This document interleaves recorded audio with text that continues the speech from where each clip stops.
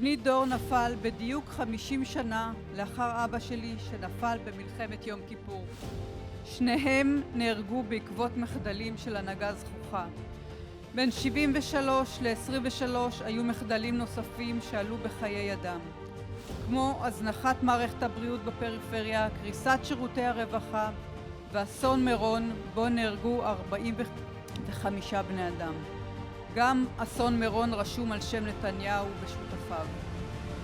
ועד היום איש לא נתן את הדין. כך הגענו לאסון הגדול ביותר שפקד אותנו מאז השואה. יש השואלים, האם נכון להחליף כעת את הממשלה?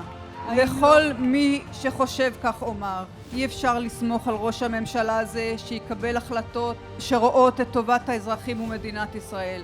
מה שחשוב לממשלה ולראש הממשלה הוא אך ורק שימור שלטונם, וכל הדרכים לכך כשרות.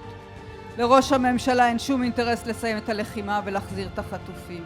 אני קוראת לכולן ולכולם, זה הזמן להצטרף למאבק לשינוי, למען עתיד טוב יותר ולמען הביטחון של הילדים של כולנו.